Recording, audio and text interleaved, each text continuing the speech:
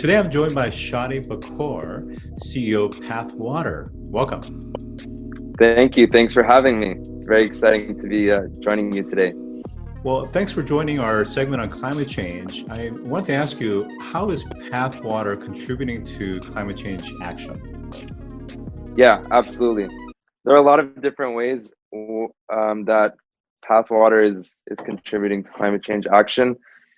I think the first one is just inherently through the nature of our brand. What we're on a mission to accomplish is to disrupt the way things have been done before and really look at what are the sustainable solutions that can lead us to a healthier planet for future generations to come.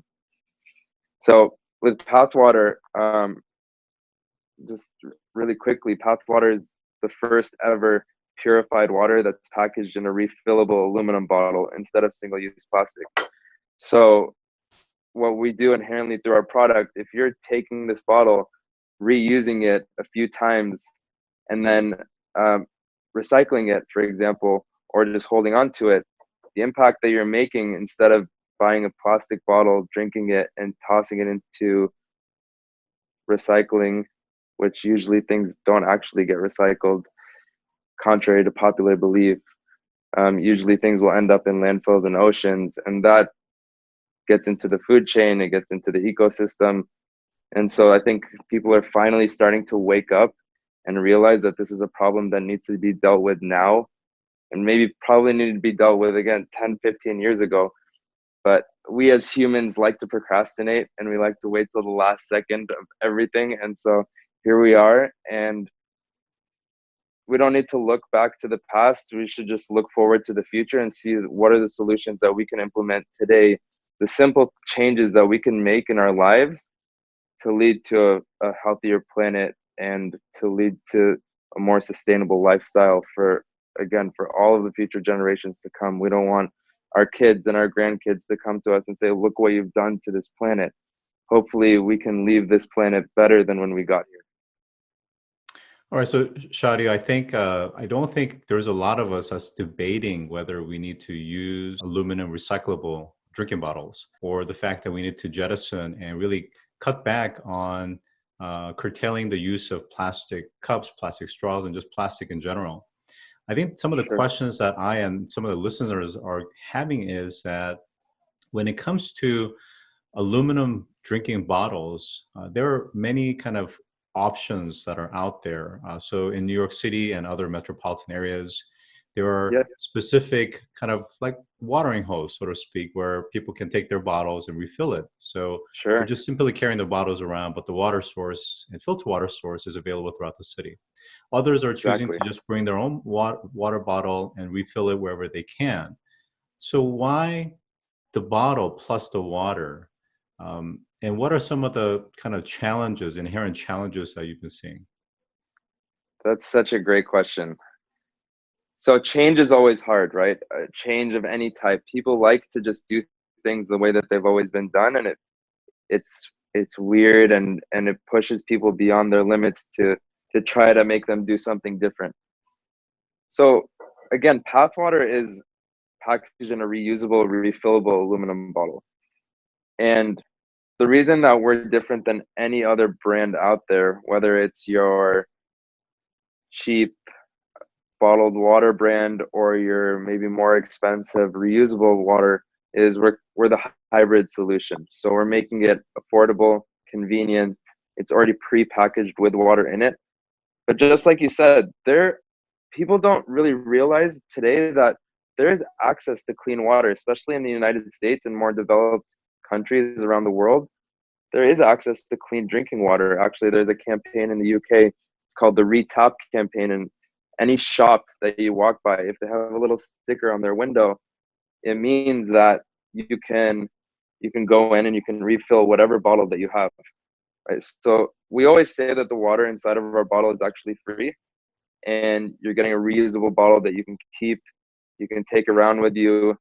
If you drop it, or if you lose it, or if you just decide that you need a new one while you're on the go, you don't feel so bad about spending so much money on it, number one, but also you don't feel so bad about recycling it, because you know that this bottle is made out of the most recyclable material on earth. All right, so I have a lot more questions. I'll just make a couple I of got time. points and then maybe talk about a bit of a metaphor that can help people to kind of reframe this altogether. Well, questions around things like, again, I'm not asking for answers at this point, but just simply calling out is that uh, the fact that potentially people can, in fact, recycle these bottles, are we, in fact, potentially exacerbating a behavior of throwaway society versus a circular economy?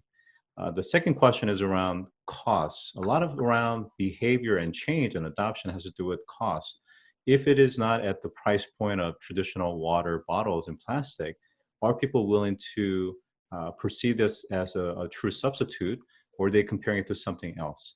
Now, like I said, to help kind of reframe every all of this for our listeners is that, you know, when we think about water and we think about it in a plastic bottle, we think of low value generally, although there are some flavored water that's come up in price point.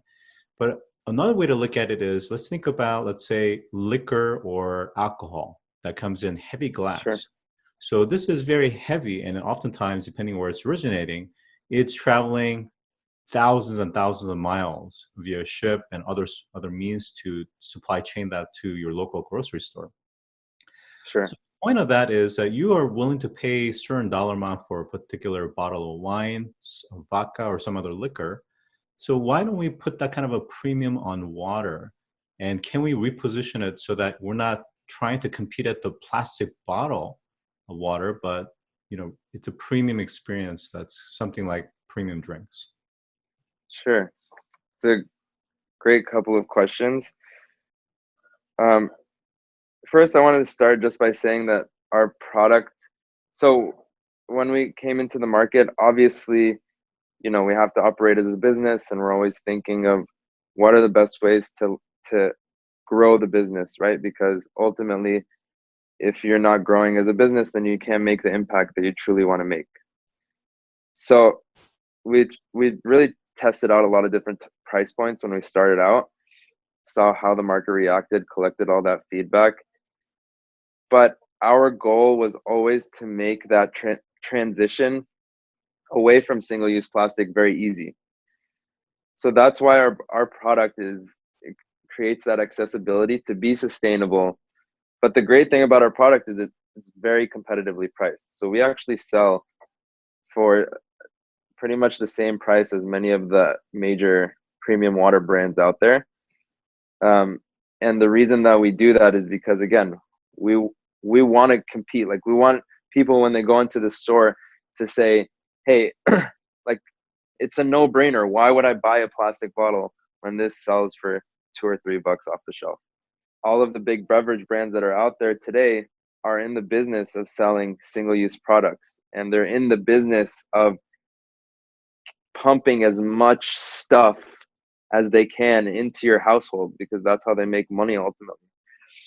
Us as a brand, we've always put planet before profit, and we always believe that if we're authentic to our brand and to our mission, and really are leading the charge against single-use plastic, then we're going to win. And that's why we've continued to win across the board with organizations all over the country and all over the world, is because we're not just trying to sell you more stuff. We're trying to give you a solution. And this is the true solution, is reusing and not offering another single-use product. So if I may, just we've been taught as consumers that we need to buy water, for example. But 40 years ago, that was not the case. You used to go and fill up your glass from the tap and drink it. And so we have to change the way that people think about bottled water and change that mindset that we've just been, again, pretty much brainwashed by these big beverage brands to think that this is the normal delivery system of water, and it shouldn't be the case. All right, so we only have 1 minute left. I think for that, I wanted to just really briefly explore this notion of who is your target segment and how is the product best positioned currently, but also in terms of the future product positioning. So give you an example, there is, I can't remember the actual brand name, but it's a water bottle in glass. And I think that the cap is made out of wood, or wood and plastic combination. It's Yeah. heavy, it's expensive. People know that it's water, but they're willing to pay the premium for it. So sometimes there are several factors that goes into what makes it a premium. The design has a lot to do with it. So the fact that it is aluminum doesn't preclude that from a design packaging that you can still apply beautiful design that allures people to want to purchase it. The second thing that accompanies that is really the storytelling, the beautiful story. It's not a functional story. It's a mystique. It's a story that kind of supersedes our kind of logical brain into an emotional connection. And the third is really the content. In this case, water, by simply dropping a few flavors or something to that extent, or some interesting ingredients, makes it all of a sudden premium and exotic. How are you thinking about those types of approach as it relates to who your target segment is? We want to target the masses. Like, we want to make an impact, and in order for us to drive real change, we can't just target, for example, a higher end consumer that might have more disposable income. We want everyone to be drinking out of a more sustainable package, and the way to do that is by offering it at such a competitive price point. Actually, what we've found is that a lot of people, for example, in lower economic areas, love to purchase our product because the per use price of our bottle, if you, like, let's say you buy it for $2 or $3, you reuse it 10 times, then you're paying less than you would have for a plastic bottle of water. You've reduced your carbon footprint by 10, 20 bottles for the year that would have otherwise gone to landfills and oceans. And I've been joined by Shadi Bakour, who is the CEO of PATHWATER. Thanks for joining today. Thanks so much.